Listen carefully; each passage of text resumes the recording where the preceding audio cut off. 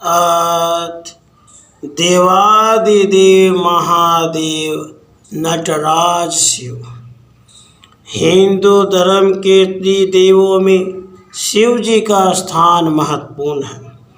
यद्यपि शिव संहारक तथा प्रलयकर्ता माने गए हैं, परंतु उनके अनन्य उपासक उन्हें ब्रह्मा एवं विष्णु से संबंधित कार्य सृष्टि एवं स्थिति के कर्ता भी मानते हैं। शिव जी को अनुग्रह, प्रसाद एवं तिरोभाव करने वाला माना गया है।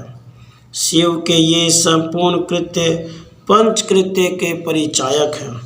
संसार के लय, विलय, संरक्षण, अनुग्रह, प्रसाद, तिरोभाव आदि कृत्यों से उनके पंचकृत्यों का उद्भव होता है। शिव के विविध रूप ही उनके विविध कृत्यों के परिचायक हैं। भारतीय संस्कृति के लगभग प्रत्येक अंग पर शिव महिमा की छाप है। दर्शन, कला, नृत्य एवं साहित्य में शिव की व्यापकता द्रष्टव्य है। विभिन्न शास्त्रों में शिव के रहस्यात्मक स्वरूप चर्चा के विषय रहे हैं तथा उन्हें अनेक नामों से विभूषित किया गया है। शास्त्रों में जितना अधिक शिव के स्वरूपों का वर्णन है, उतना ही शिल्पियों ने उनके स्वरूपों की प्रतिमाएं शिल्पित की हैं। कला की दृष्टि से शिव के 3 प्रमुख रूपों में प्रस्तुत किया गया है। प्रतीक रूप में शिवलिंग, वृष रूप में नंदी प्रतिमा तथा मानवीय स्वरूप में उग्र एवं सौम्य। उग्र स्वरूप में शिव को भैरव, घोर, रुद्र, पशुपति, वीरभद्र, विरूपाक्ष तथा कंकाल मूर्तियों में दर्शाया गया है। शिव कथानकों में इस स्वरूप का अंकन संहार मूर्तियों के रूप में मिलता है। शिव आगमों में शिव की सौम्य मूर्तियों का वर्णन चंद्रशेखर, वृषवाहन, उमा महेश्वर, सोम, स्कंद आदि रूपों में किया गया है। शिव का विशुद्ध स्वरूप महेश, सदाशिव और पंचमुखी प्रतिमा सद्योजात, वामदेव, अघोर, तत्पुरुष तथा ईशान के माध्यम से निरूपित किया गया है। शिव की स्वतंत्र अभिव्यक्ति तो शिल्प में बहुत अंकित की गई है।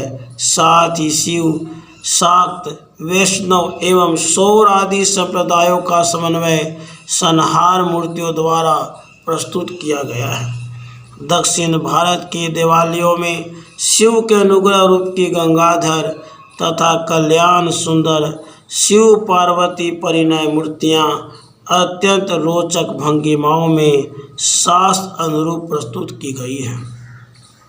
शिव का एक अन्य अत्यंत लोकप्रिय रूप नटराज दक्षिण में चोलकालीन मंदिरों की कांस्य प्रतिमाओं में प्रकट होता है। शिव को संगीत, नृत्य, नाट्य योग, व्याख्यान आदि विद्याओं में पारंगत कहा गया है।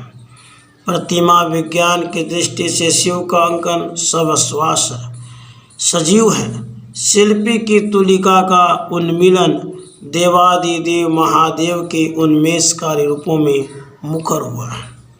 हिंदू देवताओं में शिव ही एकमात्र देव हैं जो सभी नृत्यों में पारंगत माने गए हैं। भरत मुनि ने अपने नाट्य शास्त्र में नृत्य के 108 मुद्राओं का वर्णन किया है। शिव आगमों में शिव को 101 मुद्राओं से भी अधिक मुद्राओं में नृत्य करते हुए वर्णित किया गया है। चिदम्बरम के नटराज मंदिर के गोपुर के दोनों ओर 108 मुद्राओं में शिव के नृत्य का अंकन है और प्रत्येक मुद्रा को शिल्पी ने भरत मुनि के नाट्य शास्त्र के अनुसार प्रस्तर पर उत्कीर्ण किया है। गोपुर में प्रत्येक के नीचे नाट्य शास्त्र के श्लोक लिखे हुए हैं। शिव का नटराज स्वरूप संपूर्ण भारत में लोकप्रिय रहा है, परंतु इस स्वरूप में शिल्प की दृष्टि से उत्तर एवं दक्षिण भारत में कुछ अंतर है।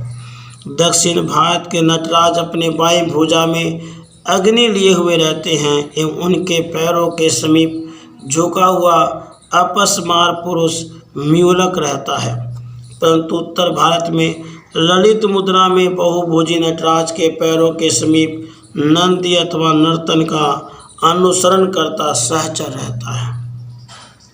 दक्षिण भारत में नटराज शिव की कांस्य प्रतिमाएं बहुतायत में मिलती हैं। ये प्रतिमाएं अधिकांशतः 14वीं 15वीं सदी या उसके बाद की हैं। चोल शैली में नटराज शिव विशाल प्रभामंडल में अंधकार के प्रतीक अपस्मार पुरुष पर चरण रखकर नृत्य कर रहे हैं। नृत्य में शिव के पांचों क्रियाओं सृष्टि, निर्माण, स्थिति, संहार एवं तिरोभाव का समावेश। विभिन्न पुराणों में नटराज शिव का उल्लेख मिलता है। विष्णु धर्मोत्तर पुराण में उल्लेख है कि जिस प्रकार प्रजापति, सतक्रतु, धन्वंतरि, मही, संकर्षण एवं रुद्र क्रमशः इतिहास, धनुर्वेद, आयुर्वेद, फलवेद, पांचरात्र, पाशुपत मत के प्रवर्तक, उसी प्रकार महेश्वर शिव नृत्य विज्ञान के प्रवर्तक हैं। इसी में उल्लेख है यथा चित्रे तथा नृत्य त्रैलोक्या अनुकृतिम समृता। इसमें नृत्य के विभिन्न करण के विभिन्न सुझाव दिए गए हैं। मत्स्य पुराण में नटराज शिव की 10 भुजी मूर्ति का विवरण इस प्रकार है। वैशाख सनाथकम कृतवा नृत्य अभिनय संस्थितः नृत्ययन 10 भुजा कार्यो गज चरमधरस्तथा। अर्थात 10 भुजाओं वाली शिव की नटराज मूर्ति को विशाख स्थान मुद्रा, नृत्य युद्ध में खड़े होने की वह मुद्रा जिसमें दोनों पैरों के बीच एक जगह खाली रह जाती है, में बनाया जाना चाहिए। वह नाचती हुई तथा गज चर्म धारण किए हुए हो। शिव की नृत्य प्रतिमाएं भारत के विभिन्न क्षेत्रों एलोरा, एलिफेंटा, बादामी, कांजीवरम, भुवनेश्वर के लिंगराज एवं खजुराहो तथा मध्य क्षेत्र में पूरे विभव के साथ अंकित है। परंतु इनके सुंदर स्वरूप दक्षिण भारत की कांस्य प्रतिमाओं में मिलते हैं। इन प्रतिमाओं में नटराज शिव में विशेष प्रकार की उन्नति हुई है जो कला के क्षेत्र में उत्कृष्ट देन है। दक्षिण भारत के शिल्पियों ने शिव को विश्व नर्तक के रूप में व्यक्त किया है। शिव का तांडव नृत्य मात्र नृत्य ही नहीं, संपूर्ण शिव दर्शन है। श्रीमद् भागवत में वर्णित है कि एक बार बाणासुर ने अपनी 1000 भुजाओं से वाद्य बजाकर तांडव नृत्य करते शिव को प्रसन्न किया था। सहस्र बाहुर्वादेन तांडवे तो शयनमृडम।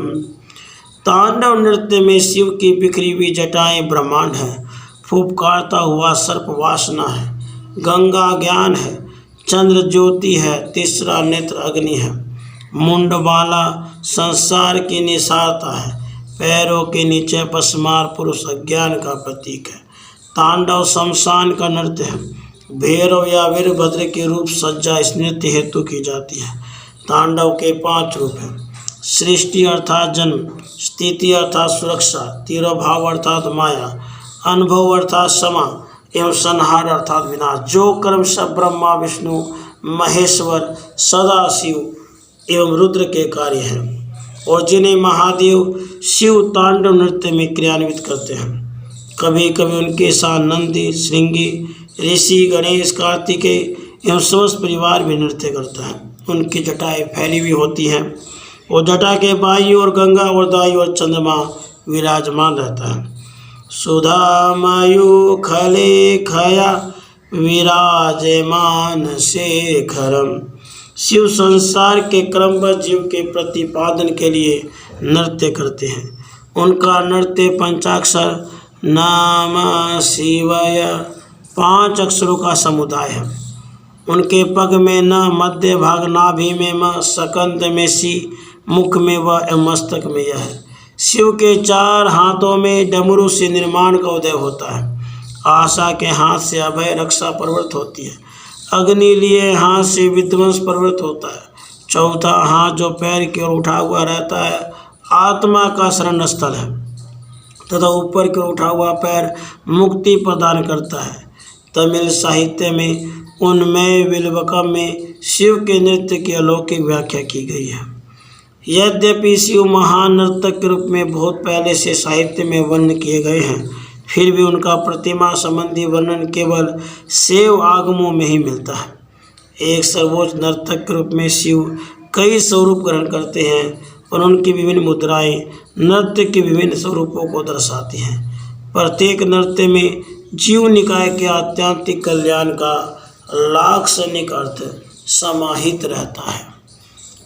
राधे कृष्ण, राधे कृष्ण।